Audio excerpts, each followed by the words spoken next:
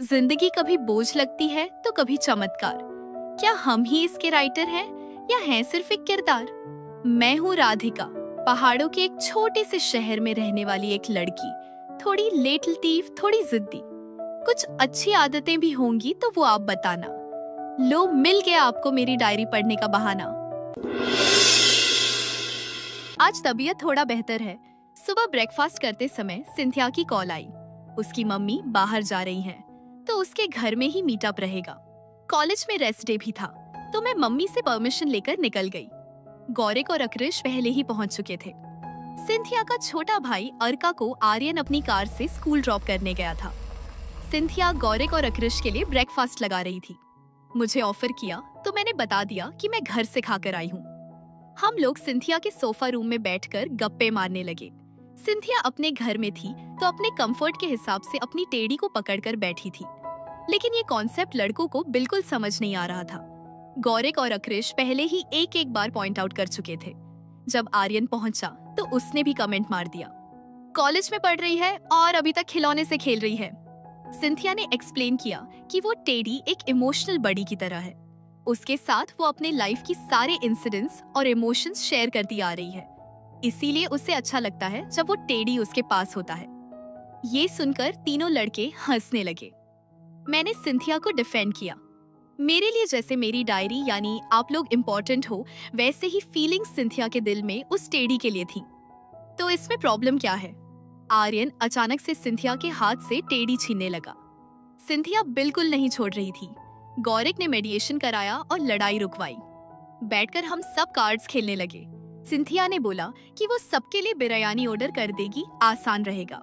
आर्यन ने बोला उसे नींबू पानी पीने का बहुत मन हो रहा है, तो सिंथिया लेमोनेड बनाने किचन के अंदर चली गई। मुझे भी मदद करने अंदर बुला लिया। हम कुछ देर बाद शरबत लेकर बाहर आए तो देखा गौरिक और आर्यन नहीं थे। अक्रिश अखबार पढ़ रहा था। उससे पूछा तो वो बोला कि हम लोग किचन में गए तभी वो लोग कहीं चले गए। सिंथिया को शक हुआ। उसने चेक किया तो उसका टेढ़ी मिसिंग था। हम लोग बाहर जाने ही वाले थे तभी वो दोनों लौट आए। आर्यन ने सिंथिया को एक कागज का टुकड़ा पकड़ा दिया। उसमें लिखा था, कभी मैं ऊपर कभी मैं नीचे। आर्यन ने बोला, जाओ ढूंढ लाओ। सिंथिया को आर्यन पर बड़ा गुस्सा आया, इसलिए उसने गौरिक को पीट दिया। गौरिक की हालत देखकर अक्रिश हमारी मदद करने लगा। बाहर आकर हमने देखा कि आर्यन की गाड़ी का इंजन और एग्जॉस्ट ठंडा है। इसका मतलब वो लोग गाड़ी लेकर तो नहीं गए थे। नींबू पानी बनाने के अंदर ही छुपाया है, तो आसपास ही होगा। हम झाड़ियां चेक करने लगे। अक्रिश वो कागज देख रहा था। उसने पहले सीढ़ी लगाकर छत पर चेक किया, फिर गटर में भी टॉर्च मारकर देखा। नहीं मिल रहा था। पास में एक कुआं था। कभी ऊपर कभी नीचे का मतलब कहीं टेढ़ी को पुली से लटकती बाल्टी में तो नहीं डाल दिया। हम भाग कर गए, कुछ नहीं था। फिर अक्रिश ने नोटिस किया कि पास वाले फ्लैट का गेट खुला हुआ है। उस फ्लैट में सब डे वर्कर्स रहते हैं। उनकी फैमिली दोपहर में सो जाती है। वो जब सिंथिया के घर आया था, उसने गेट बंद देखा था। वैसे तो ये कोई बड़ा हिंट नहीं था, फिर भी उसने बोला कि हमें जाकर चेक करना चाहिए। मेरी नजर लिफ्ट की ओर गई। मन ही मन में दोहराया, कभी ऊपर कभी नीचे। मैंने लिफ्ट खोलकर चेक किया। टेढ़ी वहीं लिफ्ट की दीवार में टंगा हुआ मिला। सिंथिया टेढ़ी को उतार लाई और हम लौटते वक्त देखा कि बिरयानी वाला भी पहुंच चुका है। अक्रिश ने खाना रिसीव किया। हम दोनों अंदर गए। सिंथिया ने टेढ़ी को संभाल कर अपने रूम में रखा और रूम लॉक कर दिया। आते आते आर्यन को गुस्से वाला लुक दे रही थी। ऐसे देख के आ रही थी तो गौरिक का पैर लगकर वो ट्रिप कर गई। बेचारे गौरिक को और कुटा। हम सब ने मिलकर खाना खाया। भूख जोर से लगी थी। खाना खाने के बाद सिंथिया गौरिक को बैंडेड और लोशन लगाने लगी। आर्यन ने भी सॉरी बोलने की सतही कोशिश की। मैं और अक्रिश चेस खेल रहे थे। ऐसे ही शाम हो गया। गौरिक, मैं और अक्रिश बात करते करते घर की तरफ चलने लगे। आर्यन थोड़ी देर और रुका और फिर वहीं से चला गया होगा। घर पहुंचने के बाद अक्रिश गोबो के साथ खेलने लगा। मैं रूम में चली आई। सिंथिया का मैसेज आया था कि उसकी मम्मी वापस आ गई और उनको हैंगआउट के बारे में कुछ पता नहीं चला, यानी प्लान सक्सेसफुल। अक्रिश भी जा चुका है। अब कल से फिर से कॉलेज है, तो मुझे जल्दी सो जाना चाहिए। आप सबको भी गुड नाइट। आज बहुत दिन बाद योगा सेशन फिर से शुरू हुआ। सुबह सुबह उठने की आदत छूट गई थी। पापा को अचानक से पुराना प्लान याद आ गया तो 5 बजे उठा दिया। गोबो नहीं उठा। एक आंख उठाकर देख रहा था हमें और शायद भगवान को थैंक यू बोल रहा होगा कुत्ता पैदा होने के लिए। ब्रेकफास्ट में आज मम्मी सैंडविच बनाई थी। मम्मी आलू की फीलिंग बहुत बढ़िया बनाती है। नेक्स्ट टाइम किचन में जब हेल्प करूंगी, यही सीखना है उनसे। कॉलेज का टाइम हो गया। बारिश नहीं रुक रही थी। बाहर देखा, गौरिक और अक्रिश स्कूटी में भीगते हुए चले गए। बारिश थोड़ी थमी तो बाबा भी अपना स्कूटी निकाल ली। मुझे ड्रॉप करके खुद काम के लिए निकल गए। राव सर का लेक्चर चल रहा था। बारिश हो रही थी तो लेट पहुंचने के लिए गाली नहीं पड़ी। राव सर ने अक्रिश से इंटरेक्ट करना चाहा। नया एडमिशन होने के कारण अक्रिश को बहुत अटेंशन मिल रहा था। ये बात लियो को कुछ खास पसंद नहीं आ रही थी। राव सर ने एक एनालिटिकल सवाल पूछा। अक्रिश बड़ी क्लैरिटी के साथ अपना पॉइंट ऑफ व्यू समझा रहा था। सर बहुत इम्प्रेस हुए। लियो ने अक्रिश के जवाब पर एक कमेंट पास कर दिया, जिस पर पूरा क्लास हंसने लगा। राव सर ने क्लास को चुप कराया। अक्रिश स्माइल करके बैठ गया। लंच टाइम में हम सब मिलकर खा रहे थे। डिस्कशन के अनुसार सब अपने अपने घर से टिफिन में कुछ लाए थे। मैं रोटी और सब्जी लाई थी। सिंथिया चाउमीन और गौरिक लाया था आलू बोंडा। अक्रिश अकेला रहता है और कुकिंग में भी कुछ खास नहीं है, तो वो कैंटीन से जाकर सबके लिए कोल्ड ड्रिंक्स ले आया। बीच खाने में क्रिकेट टीम का बंदा अक्रिश को बुलाने आया। उसने बोला कि लियो बुला रहा है। अक्रिश तुरंत ही हाथ साफ करके निकल लिया। मुझे कुछ ठीक नहीं लग रहा था। हम लोग जल्दी जल्दी खाना कंप्लीट करके अक्रिश को ढूंढने निकल पड़े। स्पोर्ट्स क्लब के बाहर भीड़ लगी हुई थी। सब चिल्ला चिल्ला कर बात कर रहे थे। हम पहुंचकर देखे, अक्रिश का शर्ट के बटन टूट चुके थे। लियो नीचे बैठा हुआ था। उसके नाक से खून निकल रहा था। पीटी सर पूछ रहे थे, लड़ाई शुरू किसने किया? आधे लोग लियो की तरफ से गवाही दे रहे थे, आधे लोग अक्रिश की। अक्रिश हमको देखकर अंदर चला गया। सारे लेक्चर खत्म होने के बाद हम लोग वेट किए थे। लियो और अक्रिश को प्रिंसिपल के केबिन में बुलाया गया था। लियो के फादर की गाड़ी भी बाहर खड़ी थी, यानी बात कुछ ज्यादा बढ़ चुकी थी। मनीषा वहीं केबिन के बाहर टहल रही थी। करीब आधे घंटे बाद सब बाहर आए। अक्रिश को 1 हफ्ते के लिए सस्पेंड कर दिया गया था। लियो को बस एक अपॉलॉजी लेटर लिखना था कॉलेज को और अपने ही पापा को हैंड ओवर करना था। हमने डिटेल्स पूछना सही नहीं समझा कि किस बात पर लड़ाई शुरू हुई। सुबह से ही लियो का लड़ाई का मूड तो था, बार बार इंस्टिगेट कर रहा था। बहुत तरह के गॉसिप्स हो तो रहे थे कि किसने क्या बोला, लेकिन हमने वो सब इग्नोर किया। एनीवे, आर्यन आया हुआ था। उसने सबको कार से अक्रिश के घर पे ले गया। दादी बाहर गार्डन में ही घूम रही थी। अक्रिश की हालत देखकर वो दौड़ी चली आई और पूछा क्या हुआ। आर्यन ने एक नर्सिंग स्टाफ को बुला लिया था। चोट कम ही थे, फिर भी फर्स्ट एड करवाना जरूरी था। तभी दादी हमारे घर से हल्दी वाला दूध बनवा कर ले आई। हम सब वहां शाम तक रुके रहे, फिर रेस्ट करने के लिए उसे छोड़कर अपने अपने घर चले आए। अभी अक्रिश का मैसेज भी आया था। मिसेज शर्मा यानी गौरिक की मम्मी उसे डिनर के लिए बुलाई है, ताकि उसे डिनर बनाने का प्रेशर न पड़े। यही था आज का दिन। चलिए मैं भी सोने जा रही हूँ। आप लोगों को भी गुड नाइट। सुबह सुबह योगा सेशन के बाद मम्मी ने ब्रेकफास्ट बना दिया। मुझे एक प्लेट देकर बोली कि अक्रिश को दे आऊं। वो सोया हुआ था। मेरे बेल बजाने से जगा। खाना देकर मैं वापस आ गई। पहला लेक्चर कैंसिल था आज। सीधा सेकंड हाफ में ही कॉलेज जाना था, तो थोड़ा टाइम था। गोबो के साथ थोड़ी देर खेल लिया। बाबा ने उनकी मदद करने के लिए बोला। 30 दिन का न्यूज़पेपर ले आए थे। एक खास न्यूज़ को ट्रैक करके डिटेल्स इकट्ठा करना था। मुझे बड़ा मजा आता है ये सब करने में। डिटेक्टिव जैसा फील होता है। पता नहीं कैसे बारिश सिर्फ तभी शुरू होती है जब मुझे कॉलेज जाना हो। बाकी टाइम मौसम खिला खिला रहता है। गौरिक जा रहा था स्कूटी से। छाता लेकर निकल पड़ी उसके साथ। छाता और स्कूटी बड़े खतरनाक कॉम्बिनेशन है। कॉलेज में आज माहौल कुछ ज्यादा ही खराब था। कल के झगड़े की वजह से क्लास 2 धड़ों में बंट चुका था। लियो को कुछ फर्क पड़ा हो ऐसा लग तो नहीं रहा। अपने ग्रुप में हंस मुस्कुरा रहा था। लेक्चर खत्म होने के बाद हम लोग कैफेटेरिया में जा बैठे। तब मैंने गौरिक से पूछा कि क्या उसको रीजन पता लगा। गौरिक बोला कि अक्रिश इस बारे में बात ही नहीं करना चाह रहा, लेकिन स्पोर्ट्स क्लब में जो लोग उस वक्त थे वो बोल रहे हैं कि लियो ने अक्रिश के पेरेंट्स के ऊपर कुछ कमेंट पास कर दिया। जाहिर सी बात है अपने पेरेंट्स को लेकर टची रहेगा ही। सिंथिया पूछने लगी कि उसके पेरेंट्स की डेथ कैसे हुई थी। मुझे याद है हम उससे पहले वाली रात हमारे आंगन में ही खेल रहे थे। उसके मम्मी पापा पहाड़ के बाहर गए हुए थे किसी रिश्तेदार के पास। 2 दिन से वहां थे। अक्रिश के क्लासेस मिस ना हो जाए इसलिए वो गौरिक के घर पे रुका हुआ था। उसी रात वो बात कर रहा था कि उसके मम्मी पापा कल आने वाले हैं। उस रात टीवी न्यूज पे जान माल की क्षति के बारे में बोल रहे थे। लैंडस्लाइड हुआ था। बाबा गए हुए थे रिपोर्टिंग के लिए। उस रात जब वो वापस आए तो वो बहुत डिस्टर्ब दिख रहे थे। मैं अपनी रूम से झांक रही थी। बाबा के हाथ में 2 फोटो थे। उसे देखकर मम्मी चौंक गईं, फिर रोने लगी। मैंने पूछा क्या हुआ, तो दादी मुझे अंदर ले गई और बोली कुछ नहीं, मुझे सो जाना चाहिए। अगली सुबह जब मैं उठी तो बाहर बहुत शोर था। बाहर आके देखी अक्रिश के घर के बाहर बहुत लोग थे और बड़ी आवाज में बातें हो रही थीं। अक्रिश एक पुतले की तरह सामने के बेंच पे बैठा हुआ था। मैं वहां जाकर पूछी कि क्या हो रहा है। वो तब भी कुछ नहीं बोला था।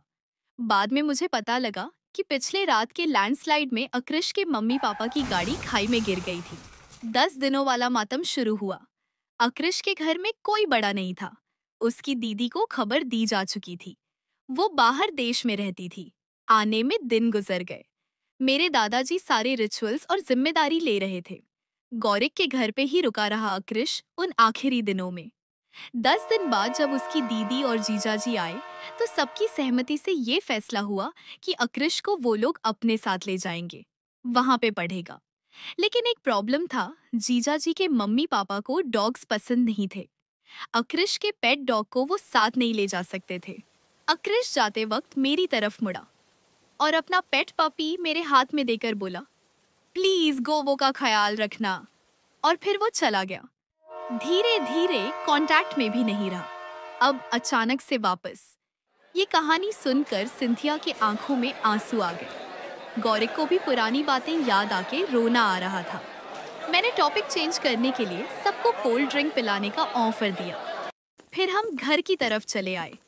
घर आके देखे कि अक्रिश वहीं बेंच पे बैठा हुआ है। उसके पैरों के नीचे एक बॉल था और उसकी गोद में सिर रख के गोबो सो रहा था। शायद वो लोग खेल रहे थे। हमें देखकर अक्रिश ने स्माइल किया।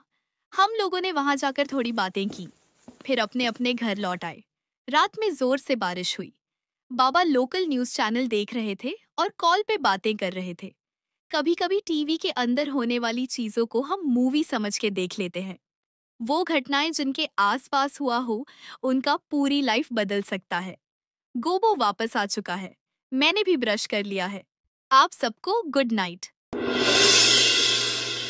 आज सुबह सुबह दादी ने उठा दिया। मुझे नहाकर नए कपड़े पहनने के लिए बोली। पूजा रूम में मुझे ले गई और कुछ खास मंत्र पढ़ने लगी। मुझे पता था आज गुरु पूर्णिमा है, लेकिन कभी इसके पीछे की कहानी जानने का मौका नहीं मिला। आज समय था तो मैंने दादी से ही पूछ लिया, क्यों होती है ये पूजा? दादी ने मुझे बताया, आज वेद व्यास जी का जन्मदिन था। वो एक बहुत बड़े ऋषि थे। ऋषि मतलब पहले के जमाने के रिसर्चर्स। वो लोग जिंदगी भर रिसर्च करते और अपने छात्रों को ये ज्ञान बोलकर ही पास ऑन करते थे। छात्रों को सुनकर याद रखना होता था और ये सब ज्ञान प्लस उनकी जिंदगी के अनुभवों को मिलाकर फिर से अगली पीढ़ी को पास ऑन करना होता था। ये सिलसिला चलता रहा। ऋषियों को गुरु कहते थे, छात्रों को शिष्य और इस परंपरा को गुरु परंपरा। इसी परंपरा से हमें आयुर्वेद, योग और न जाने कितने महत्वपूर्ण ज्ञान तंत्र मिले। वेद व्यास जी पहले थे जिन्होंने इस परंपरा को मौखिक से लिखित रूप में लाया। उन्होंने तब तक का उपलब्ध सारा ज्ञान 4 पुस्तकों में बांट दिया। 4 वेद। छठी कक्षा में फिल इन द ब्लैंक्स आता था। याद है मुझे चारों नाम, ऋग्वेद, सामवेद, यजुर्वेद, अथर्ववेद। वेद व्यास जी ने महाभारत भी लिखवाया था। गणेश भगवान ने लिखा था। तो ऐसे ही वे हमारे इतिहास में बहुत ही महत्वपूर्ण ऋषि बन गए और उनके जन्मदिन को हम प्राचीन गुरु परंपरा को सम्मान देने के लिए गुरु पूर्णिमा मनाते हैं। मैंने दादी से पूछा कि आज के जमाने में जब मैं अपने टीचर्स को देखता हूँ, एक सवाल आता है दिमाग में, अगर टीचर्स ही महान होते तो सारे स्टूडेंट्स एक जैसे मार्क्स लाते। टीचर्स को इतना महत्व क्यों? जो स्टूडेंट ज्यादा मार्क्स लाता है वही ग्रेट है। दादी मुस्कुराई। मुझे 2 मिट्टी के घड़े पकड़ा दिए। बोली कि बाहर लॉन में रख दो, एक को ऊपर मुंह करके और दूसरा मुंह के बल। मैं समझ नहीं पाई, फिर भी रख कर कॉलेज चली गई। कॉलेज कोऑर्डिनेटर ने आज सबको सफेद ड्रेस पहनने को बोला था। सब अपने अपने फेवरेट टीचर्स के लिए गिफ्ट्स लेकर गए थे। प्रोफेसर रे के पास भीड़ संभल नहीं रही थी। गौरिक और सिंथिया भी उसी भीड़ में थे। मनीषा राव सर के लिए एक हैम्पर लाई थी। वैसे तो टीचर्स को गिफ्ट देने का कॉन्सेप्ट मुझे कभी समझ नहीं आया था, फिर भी मैं मनीषा मैम के लिए एक फोटो फ्रेम ले गई थी। नाम सुनकर कंफ्यूज मत होना, बस नाम एक जैसा है, वरना मैडम बहुत अच्छी है। गिफ्ट देखकर स्माइल की, एक्सेप्ट तो कर लिया, लेकिन साथ में ये भी बोली कि पेरेंट्स के पैसों से गिफ्ट देने का कोई मतलब नहीं होता। मैं वेट करूंगी जब तुम लाइफ में सक्सेसफुल हो जाओगी, अपने पैसों से गिफ्ट खरीद कर मुझे देने अगर तुम्हें याद रहा, तब मैं मानूंगी कि तुम्हारे दिल में सच में मेरे लिए प्यार है। घर लौटते वक्त बहुत जोर से बारिश हो रही थी। आर्यन ने हम सबको कार से पिकअप करके घर छोड़ दिया। घर लौटकर मेरी पहली नजर लॉन के उन 2 घड़ों पर गई जो मैंने सुबह रखे थे। एक भरा हुआ था और दूसरा जाहिर है नीचे की ओर था, तो पानी कैसे ही अंदर जाता, मुझे धीरे धीरे सब समझ में आ रहा था। दादी ये कहना चाहती थी, छात्र अपना घड़ा खुला रखें या बंद, ये तो उनकी समझ और नियत की पहचान है, लेकिन पानी के लिए तो हम बारिश को ही धन्यवाद कहेंगे। दादी मुझे देखकर समझ गई कि मुझे उनकी मिसाल समझ आ गई थी। फिर घर पहुंची मम्मी बहुत सारे गिफ्ट्स लेकर। उनके स्टूडेंट्स ने उन्हें दिया था, पेन, डेकोरेशन और चॉकलेट्स। मैं सारी चॉकलेट अपने रूम में ले आई। गोबो मासूम सा चेहरा बनाकर एक चॉकलेट मांग रहा था। नहीं दी, उसके लिए अच्छा नहीं है।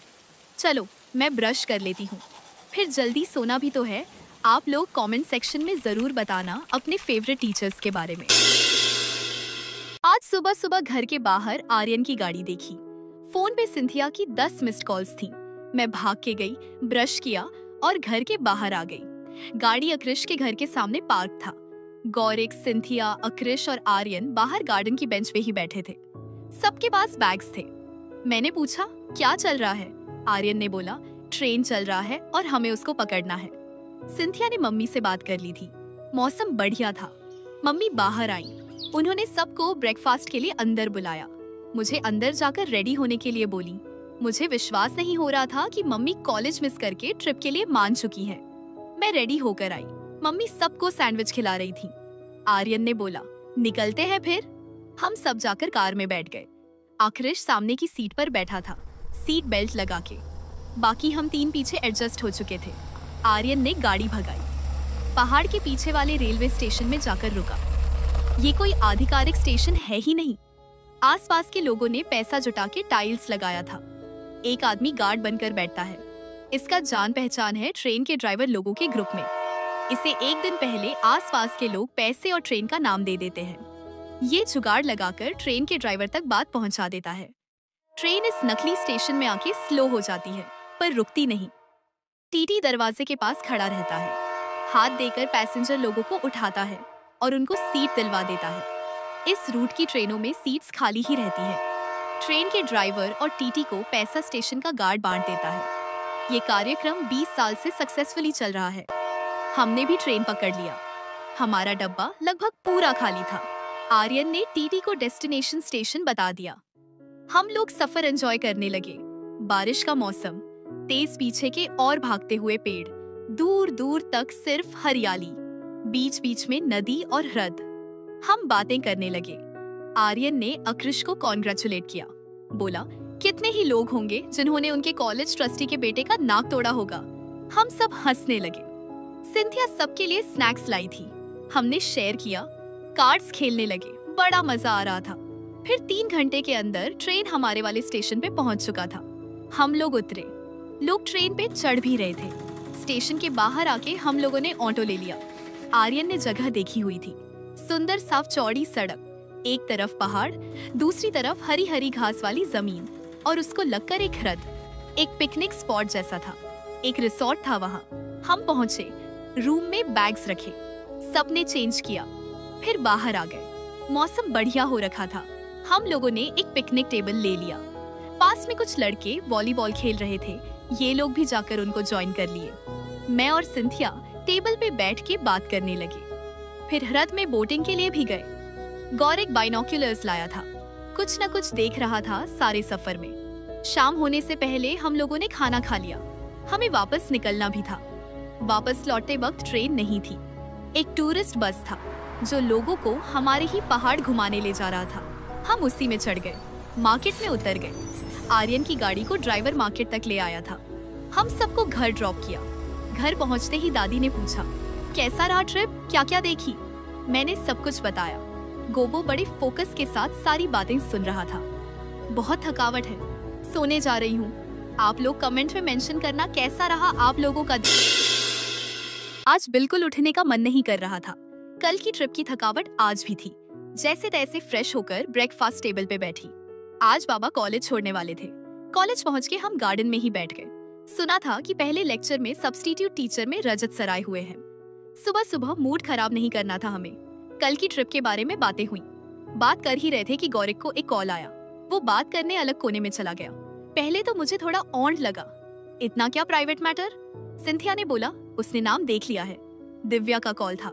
ये वही लड़की थी जिसको पटाने हम 4 लोग गए थे और मैं खुद वेट्रेस बनी हुई थी। अगर लड़की कॉल कर रही है इसका मतलब बात आगे बढ़ चुकी है। और ये एहसान फरामोश हमें अपडेट भी नहीं दे रहा। कभी कभी लगता है मनीषा ने इसको डंप करके अच्छा ही किया। कॉल खत्म करके वापस आता है और बोलता है कि उसको अकृष का कॉल आया था। उसको अकेला फील हो रहा है इसलिए ये वापस जा रहा है। उसको कंपनी देगा। सिंथिया उसको कुछ तो बोलने वाली थी। भोज मुब। मैंने उसे सिग्नल दे दिया। फिर हम दोनों ने गौरिक को एक स्माइल दिया और बोले, अकृष का अच्छे से ख्याल रखना। ये स्कूटी लेके निकल गया। मैंने कनिका को कॉल किया।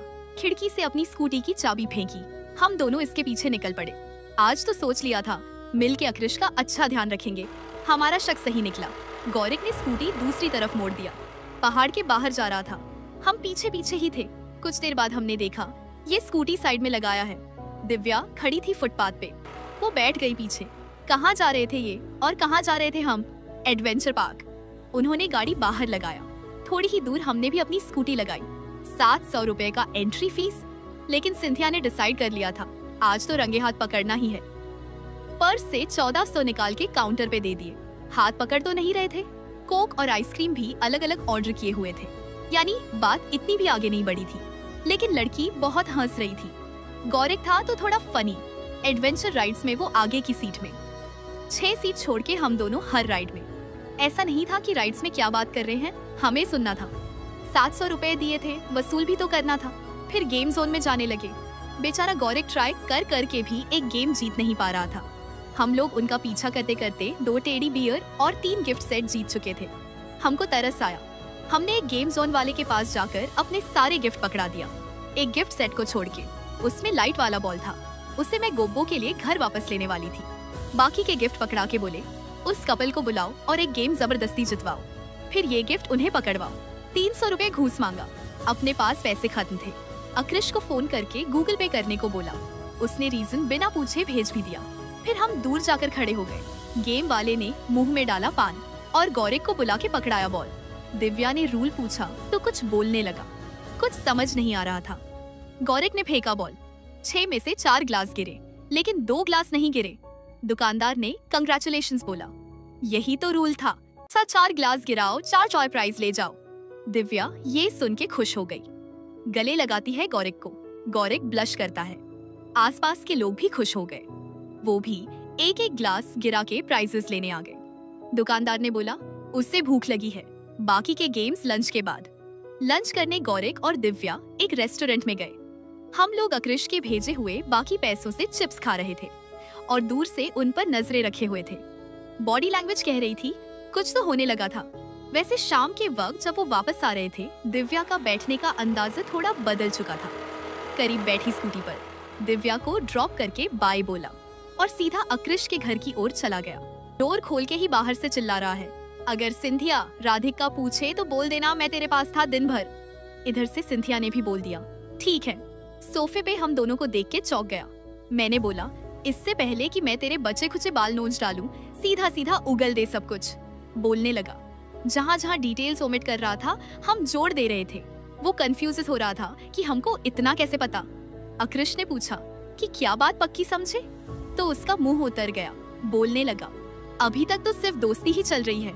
ये सुन के सिंथिया चिल्लाई, फिर उसे बोल मेरे 4 गिफ्ट्स वापस करे। गौरी कंफ्यूज। मैं और अक्रिश हंसने लगे। घर वापस आके गोबो को लाइट वाला बॉल दिया। उसको बड़ा पसंद आया।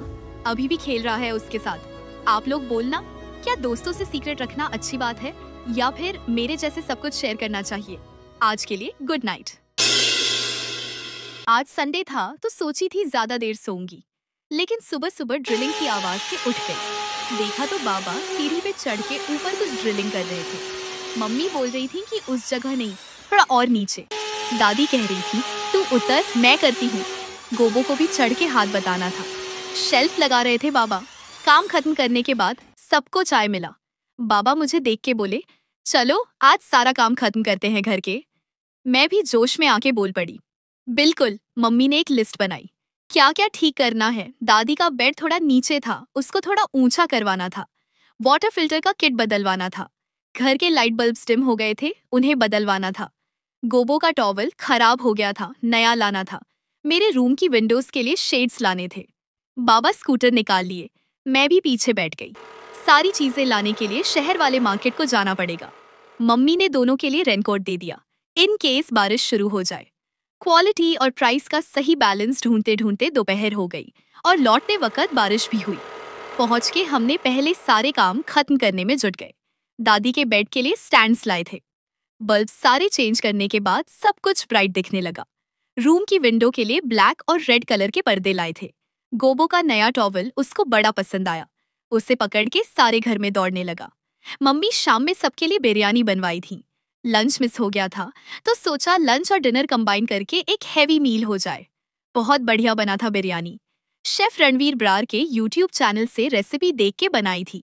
आज का दिन बड़ा बिजी रहा। आप लोग भी बताना, घर के काम करने में आपको मजा आता है या नहीं? ब्रश कर लिया है, गोबो भी तो सो चुका है। आप लोगों को भी गुड नाइट। आज सुबह सुबह बाहर शोर हो रहा था तो मेरी नींद टूट गई। बाहर जाकर देखा तो रोड पर किसी का झगड़ा हो रहा है। गौरिक और अक्रिश पहले से ही बाहर बैठ के देख रहे थे। मैं उनसे जाकर कॉन्टेक्स्ट पूछी। उन्होंने बताया कि एक गाड़ी ने दूसरे को पीछे से ठोक दिया। दोनों टूरिस्ट व्हीकल्स ही हैं। अब दोनों एक दूसरे की गलती बोल के मुआवजा मांग रहे हैं। झगड़ा चलता रहा। मैं अंदर आके रेडी हो ली। कॉलेज भी तो जाना था। कॉलेज पहुंच के देखती हूँ कि लियो कॉलेज के बाहर गाड़ी पार्क करके जोर जोर से गाना बजा रहा है। फ्रेशर्स आने वाले थे। उनको बताना भी तो था कि कॉलेज में किसका राज चलता है। अब बाप ट्रस्टी है और गर्लफ्रेंड कॉलेज कोऑर्डिनेटर। रोकने वाला कोई नहीं। खैर, फर्स्ट लेक्चर आज राव सर का था। वो आज अच्छे मूड में लग रहे थे। बड़े जोक्स भी क्रैक कर रहे थे। उनके लेक्चर के बाद फ्रेशर्स के साथ इंटरेक्शन सेशन था। मनीषा सेशन को होस्ट कर रही थी। शुभ नाम का एक बच्चा नया आया है। उसको शायद इंटेलेक्चुअल डिसेबिलिटी है। बड़ा खुश खुश रहता है, सबसे पोलाइटली भी बात करता है। बस उसके बैचमेट्स उसके पास नहीं बैठे थे। स्वरूप सर ने उसे बुलाकर सबसे इंट्रोड्यूस करवाया और बच्चों को उससे दोस्ती करने के लिए एनकरेज किया। इन सब में स्वरूप सर बड़े अच्छे इंसान थे। उनकी खुद की बेटी को बच्चे बुली करते थे, तो उनका इन सब में थोड़ा पर्सनल एक्सपीरियंस भी था। फ्रेशर्स के लिए कॉलेज की तरफ से फीस था। हमें पहले उन्हें सर्व करना था, फिर खुद खाना था।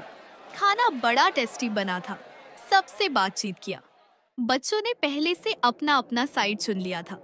कुछ लड़के लियो के ग्रुप के मेंबर हो चुके थे। कुछ पढ़ाकू बच्चे कनिका और मनीषा से टिप्स ले रहे थे। सिंथिया को एक जूनियर ने प्रपोज भी कर लिया। बेचारे का दिल टूट गया। शाम हो गई आज कॉलेज से लौटते वक्त। वापस आके अक्रिश को फ्रेशर्स के बारे में ब्रीफ कर दिया। घर में आकर गर्म कपड़े पहन लिए। आज ठंड बहुत है, जल्दी सो जाती हूँ। आप सब बताइए, आपके वहाँ मौसम कैसा रह रहा है आजकल? कल मिलते हैं 9 बजे। Good night. आज सुबह उठ के देखी कि सब सोफा रूम में बैठ के बातचीत कर रहे हैं। जोर जोर से हंस भी रहे हैं। आज बाबा छुट्टी पे थे तो पुरानी कहानियां डिस्कस हो रहा था। मुझे कॉलेज जाने का मन भी नहीं था। मैं भी वहीं बैठ गई और कहानियां सुनने लगी। टॉपिक उठा मामा जी के लास्ट विजिट का। जब मम्मी बोली कि उनका किस्मत खराब चल रहा, तब बाबा तंज मारे कि जब अच्छा चल रहा था तो लोगों का थोड़ा कल्याण कर लेते तो शायद इन दिनों दुआ ही मिल जाती। वो पुराने किस्से सुनाने लगे। तब मामा की शादी नहीं हुई थी और ना ही नौकरी लगी थी। बाबा तब गवर्नमेंट के लिए काम करते थे, तो बीएसएनएल के लैंडलाइन का अनलिमिटेड यूज कर सकते थे ऑफिस में। उन दिनों आउटगोइंग बहुत कॉस्टली हुआ करता था। बाबा छुट्टी वाले दिन भी जाकर ऑफिस में काम करते थे। ये ओवर डेडिकेशन का कीड़ा बहुत पुराना है। तब ऑफिस में कोई नहीं होता था, तो मामा को बुला लेते थे। मामा जाकर घंटों तक दोस्तों से ऑफिस लैंडलाइन से बात करते थे और शाम को दोनों घर वापस आते थे। इन आदतों से नाना जी बड़े परेशान हो गए थे। उन्होंने मामा को घर में बंद कर दिया, पढ़ाई के लिए फोर्स करने लगे और 6 महीने के अंदर ही मामा जी की नौकरी लग गई। MVI यानी मोटर व्हीकल इंस्पेक्टर, गाड़ी के नंबर प्लेट और लाइसेंस के रिलेटेड कुछ जॉब। मामा बहुत चीजें घर लाने लगे, सब खुश होते थे, नानी बाबा मम्मी सब। बस नाना जी चुप रहते थे। एक बार बाबा मामा जी के पोस्टिंग एरिया में घूमने गए। ऐसे कैजुअली चलते चलते मामा जी ने बाबा को पूछा कि क्या तुम्हें बड़े होटल में खाना है। बाबा ने बोला उनके पास पैसे नहीं है। मामा ने बोला पैसे किसको चाहिए। ये बोल के उन्होंने पॉकेट से एक कैमरा निकाला और घर के अंदर पार्क की गई एक गाड़ी के नंबर प्लेट का फोटो खींच लिया। बहुत बड़ा घर था और बहुत पैसे वाले लोग लग रहे थे। बाबा भी मामा के ऑफिस में जाकर बैठे। कुछ देर बाद उन्हें एक कॉल आया। उसी बड़े घर के मालिक का था। उनके गाड़ी के नाम चालान इशू हुआ था।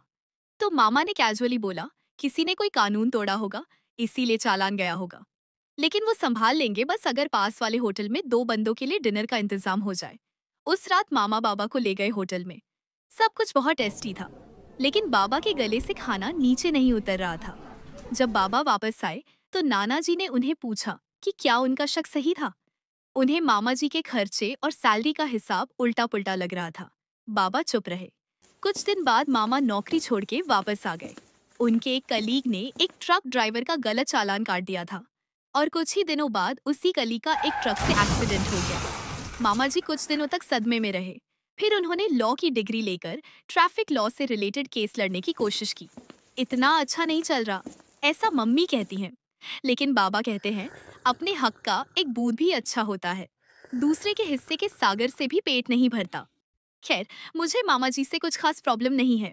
उनके बेटी और मामी जी से थोड़ी प्रॉब्लम है।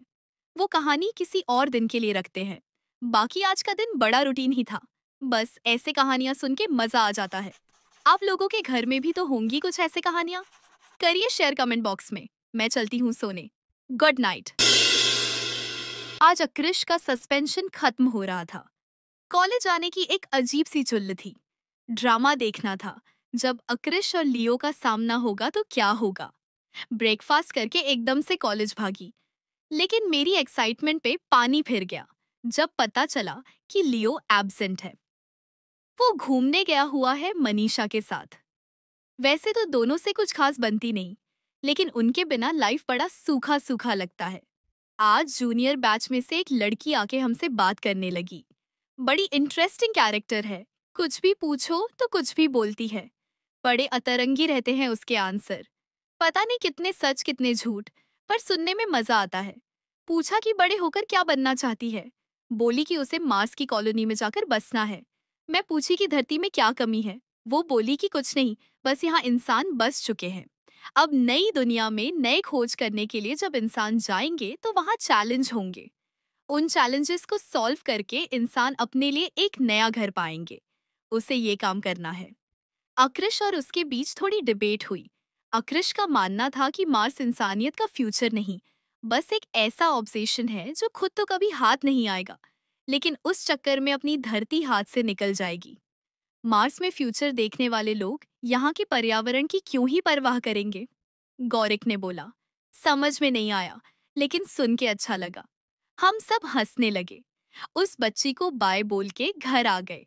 घर आके मैं दादी से बात करने लगी। अगर फ्यूचर में लोग मार्स में रहने लगे तो क्या वो धरती की जगह मार्स को पूजेंगे। मार्स मेरी माँ है, दादी हंस के बोली। बात ये नहीं कि वो जगह का नाम क्या है, बात ये है कि आप जब किसी के एहसानों तले दब जाते हैं तो उन्हें नमन करते हैं। घर, धरती, गाय, माँ, बाप, ये सब हमें बहुत कुछ देते हैं, इसलिए हम इनको पूजते हैं। अब किसी की माँ मोटी हो सकती है, किसी की दुबली, किसी की माँ लंबी हो सकती है, किसी की छोटी। इस सब से क्या फर्क पड़ता है। मार्स अगर हमें संभाल पाई तो वो हमारी माँ बन जाएगी। मुझे लेकिन ये सब सोच के ही डर सा लगता है। मुझे हमेशा यहीं रहना है। आप लोग कमेंट्स में बताना कि आप क्या सोचते हैं इस बारे में। ब्रश करके सोने का वक्त हो चुका है। गोबो खर्राटे मारना शुरू कर चुका है। अब सबको भी गुड नाइट।